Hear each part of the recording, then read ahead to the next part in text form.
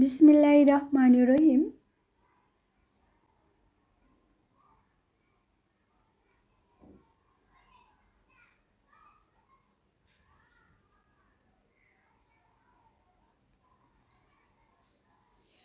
সহজ হিসাব কিন্তু মিলাতে চায় না কেউ।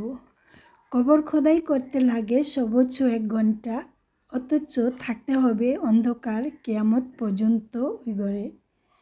অট্টালিকা তৈরি করতে লাগে 5 থেকে 6 মাস, 6 বছর, কিন্তু মানুষের বসবাসকালে 1 সেকেন্ডেরও ভরসা নেই। তারপরও মানুষের অহংকার, হিংসা কমে না। তারা আখেরাতের সম্মুখী যখন হবে তাদের হিসাবটা কত কঠিন হবে তারা নিজেরাই ভুলে গেছে টাকার অহংকারে। আসসালামু আলাইকুম, আমি জেসিন স্বপ্না ঢাকা থেকে বলছি। জেসিন স্বপ্না ব্লগ থেকে সবাইকে আরেকবার স্বাগতম। কাছে এবং দূরে, দেশ ও দেশের বাইরে যে যেখানতে আমার ভিডিও দেখছেন এবং দেখবেন, আশা করছি আল্লাহর রহমতে সবাই ভালো আছেন। আলহামদুলিল্লাহ, আমিও ভালো আছি আমার ছোট্ট পরিবার নিয়ে। ছোট্ট ছোট্ট সোনামণিদেরকে এইভাবে কাজ করাতে হয় যারা ওরা কাজের আগ্রহী থাকে এবং বাবা মাকেও কিছু কিছু হেল্প করতে পারে। ঘুম থেকে উঠে লেখাপড়া না করে খেলনা নিয়ে বসে পড়ছে। তখন আমি আর উনির বাবা যখন ধমক দামক দিয়েছি, তখন তাড়াতাড়ি করে খেলনাগুলো ভরে এই তো টেবিলে বই নিয়ে বসে পড়ছে।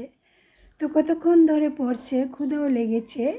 আর গতকাল আব্দুর রহমানের বাবা আনারস নিয়ে আসছিল, তো সে আনারসটা আর খাওয়া হয়নি। তো দাদি, মা, চাচি, খালাম্মাতে শুনতাম যে সকাল সকাল ভাসি পেটে আনারস খেলে নাকি শরীরে রক্ত ক্লিয়ার হয় আর যদি কোনো জ্বর থাকে চলে যায়। তো আমি সেই কাজটাই স্মরণ করে করি। যদি কখনো আব্দুর রহমানের বাবা আনারস নিয়ে আসে তা আমি সেটা সকালেই খালি পেটে খেতে দিই। তাই তো পরিবার নিয়ে এই আনারসটা কেটে খুব সুন্দর করে সকাল সকাল খেয়ে নিচ্ছি। আনারস খাওয়ার 1 ঘন্টা 2 ঘন্টা পরে হয়তো বাকি নাস্তাটা খেয়ে নিব। এখানে যে দেখছেন শুকনা মরিচ, আমরা যখন ভর্তা খাই তখন আমাদের মরিচের খুবই প্রয়োজন হয়। আর কিছু কিছু ভর্তা আছে যেটা শুকনো মরিচ দিয়ে যদি বানাই, ফ্লেভার এবং খেতে খুবই ভালো লাগে।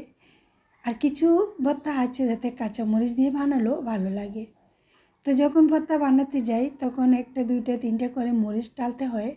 তো এই ঝামেলা যাতে না হয়, একবারে অনেকগুলো টেলে ব্লেন্ডার করে ফাঁকি করে আমি রেখে দিব একটা ঝাড় করে। আর যখন আমি ভর্তা বানাই তখন ইজিভাবে হাতের কাছে পেয়ে যাব। ব্লেন্ডার করা হয়ে গেছে, আর এখন আমি একটা ঝাড় করে এটি রেখে দিব। আমার সময় সুযোগ বুঝে আমার কাজে আমি লাগাবো। আপনারা চাইলেও এই কাজটা করতে পারেন। আর মরিচের একটা ব্যাপার আছে, মরিচ হাতিয়ে যেখানে হাত লাগাবেন সেখানে কিন্তু জ্বলা শুরু করে দেয়। এখন চলে এসেছি রান্নায়। শীত চলে যাচ্ছে। এই শীতের 1-2 মাস ধরে শীতের পাঁচমিশালি সবজি দিয়ে কত না মজার মজার নানান ধরনের রান্না খেয়েছি। তো হঠাৎ করে মনে পড়লো যে শীতের সবজি দিয়ে একটা সুন্দর ও মজার ভাজি করি। শীত চলে যাচ্ছে আর শীতকে তো ধরে রাখতে পারবো না, আর এই মজার খাবারগুলো আমাদের ভাগ্য থেকে উঠে যাবে। আর সবসময় এই শীতের সবজিও পাবো না, আর এই ধরনের নানান ধরনের মজার খাবারও খেতে পারবো না। আর গরমকাল আসলে শীতের সবজি কিন্তু তেমন একটা স্বাদ ও মজা লাগে না, আমার কাছে মনে হয় ঘাস ঘাস লাগে খেতে গেলে। এখানে আমি নিয়েছি পেঁয়াজ কলি আর নিয়েছি একদমই কড়া ঝালতো সিমের ভিতরে একটু একটু সামান্য বিচি আছে। তো এই দুইটাকে আমি এখন তেলে দিয়ে কিছুক্ষণ খুব সুন্দর করে নেড়ে চেড়ে আমি দিয়ে দিব আলুটা কিন্তু নতুন আলু, অতি সহজে গলে যায়, তাই আমি একটু লেট করে তাকে দিচ্ছি। আর সাথে দিয়ে দিয়েছি কয়েকটা আস্ত কাঁচামরিচ। তো আজকে মজার ভাজিটা অনেক মজা করে রান্না করব, খুব সুন্দর করে ধীরে ধীরে। আর এই ভাজিটা খেতে অসাধারণ ছিল। গরম ভাত বা পরোটা বা রুটি যার সাথে আপনি খাবেন তার সাথে কিন্তু সে সুন্দর মতন মানিয়ে যাবে, আর খেতেও কিন্তু অসাধারণ স্বাদ ও মজা পাবেন। ভাজি করা হয়ে গেছে, দিয়ে দিচ্ছি একটু ছিটিয়ে ধনিয়া কুচি পাতা। ধনিয়া কুচি পাতাটা দিলে স্বাদ মনে আরও দ্বিগুণ বেড়ে যায় আমার কাছে। আর যারা পছন্দ করেন না ধনিয়া কুচি পাতা তারা স্কিপ করতে পারেন। তো আমার ভাজি করা হয়ে গেছে, আমি পরিবেশন করে আপনাদের কাছে দেখিয়ে দিলাম। আপনাদের কেমন লাগছে জানি না, যদি ভালো লাগে একটা লাইক দিতে ভুলবেন না। আর আপনি যদি আমার চ্যানেলে নতুন হয়ে থাকেন, চাইলে আমার চ্যানেলটাকে সাবস্ক্রাইব করে পাশে থাকা বেল আইকন অন করে পাশে থেকে যাবেন, যাতে ভিডিও ছাড়া মাত্র নোটিফিকেশন আপনার কাছে পৌঁছে যায়। আর আপনি যদি এই কাজটা অলরেডি করে থাকেন, আমার পক্ষ থেকে আপনাকে এক ডাল পান ভরা ভালোবাসা। এখন রান্না করছি ডালটা আমি খুব সুন্দর করে তেলে কষিয়ে নিয়েছি আর পরিমাণ মতন পানি দিয়েছি। ডাল রান্না করতে তো ছোটো বড়ো সবাই জানে, আর সেজন্যই আমি স্কিপ করে করে রান্না করছি। আর রান্না করাটা মানে সময়ের ব্যবধান, সময় নেই আমার কাছে। আব্দুর রহমানের বাবাকে লাঞ্চ দিতে হবে, কিন্তু একটু লেট হয়ে গেছে। তো এখানে আমি ডিম দিয়ে দিচ্ছি। তো এই তো হয়ে গেছে ডাল দিয়ে আমার ডিম রান্না। তো এই ডিম রান্নাটা কিন্তু অসাধারণ হয়েছিল, কালারটা কিন্তু অনেক সুন্দর, মাশাআল্লাহ, দেখলে আপনারা বুঝতে পারবেন। আর সকাল সকাল অত কাজ করতে ভালো লাগে না, মন মানসিকতা ঠিক থাকে না ঘুম থেকে উঠলে। আর ঘুম থেকে উঠলে মনে হয় আরেকটু ঘুমাই, এইভাবেই সময় পার হয়ে যাচ্ছে। অলসতা দিন দিন বেড়ে যাচ্ছে, কাজের প্রতি মন মানসিকতা বসছে না। আর এখানে যে বিট নিয়ে আসছিলো, তো বিটের মুখগুলা কেটে আমি সুন্দর করে একটা ব্লেন্ড করে ফ্রিজে রেখে দিব। বিট কিন্তু আমাদের অনেক উপকারিতা আমরা কম বেশি সবাই জানি।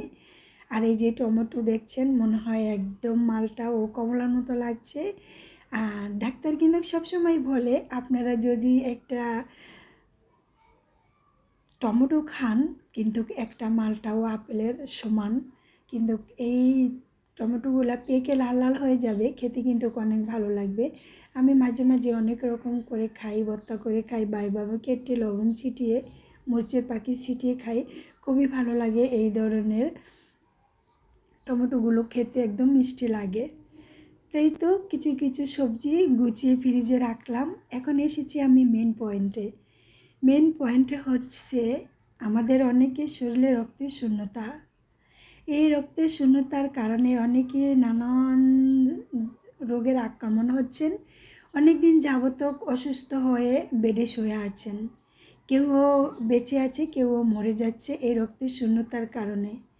কিন্তু আমরা যদি ঘরে বসে অল্প টাকায় এই রক্তের শূন্যতাকে পূর্ণ করতে পারি, তাহলে আমাদের কাছে অনেক ভালো হয়। আমার বাবার কাছে শুনতাম কিছু কিছু রোগবালা আছে লাখ লাখ কোটি কোটি টাকা খরচ করলেও ভালো হয় না, আর কিছু কিছু রোগবালা আছে অল্প টাকায় ভালো হয়ে যায়। এটা মানুষ বিশ্বাস করতেই চায় না। মানুষ মনে করে কি যে দেশের বাইরে বা বড় বড় কান্ট্রিনে নিয়ে গেলে হয়তো মনে রোগ ভালো হয়ে যায়। কিন্তু এই যে ন্যাচারাল খাবারগুলো আমাদের হাতের কাছে আছে, এই খাবারগুলো যে আমরা কতটা সুস্থ থাকতে পারি এবং সুস্থ আছি, এটা আমরা অনেকেই জানি না। বিট এভাবে কেটে কুচি কুচি করে আপনি রাত্র ভিজিয়ে রাখবেন, আর সকালে ঘুম থেকে উঠে খালি পেটে আপনি ওই রসটা পেয়ে খেয়ে নেবেন। আশা করছি আপনাদের রক্তের শূন্যতা পূর্ণ হবে। যে কাজটায় আমি সফল হয়েছি এবং আমি উপকার পেয়েছি, সেটি আমি আপনাদের মাঝে শেয়ার করছি। আপনারা যারা রক্তের শূন্যতা আছেন, আপনারা এই কাজটা করেন, ইনশাল্লাহ পূর্ণ হয়ে যাবে। কিছু কিছু রোগ আছে ডাক্তারের ওষুধে ভালো হয়, আবার কিছু কিছু রোগ আছে নিজের চেষ্টায়ও ভালো হয়। আর এই ধরনের ন্যাচারাল খাবারগুলো আমরা যত খাবো ততই আমরা সুস্থ থাকব। তাই আমি আপনাদের ভিডিওর উপকারিতা বলে দিলাম। আশা করছি আপনাদের ভালো লাগবে। যদি ভালো লাগে প্লিজ ট্রাই করবেন আর আমার পাশে সাপোর্ট হিসাবে থাকবেন। সবাইকে অসংখ্য ধন্যবাদ এবং সবার সুস্বাস্থ্য কামনা করে আমি বিদায় নিচ্ছি। সবাই ভালো থাকবেন, সবার জন্য মন থেকে দোয়া এবং ভালোবাসা। সবাই সবার জন্য দোয়া করবেন, আল্লাহ যেন ভালো রাখে। আসসালামু আলাইকুম, আল্লাহ হাফেজ।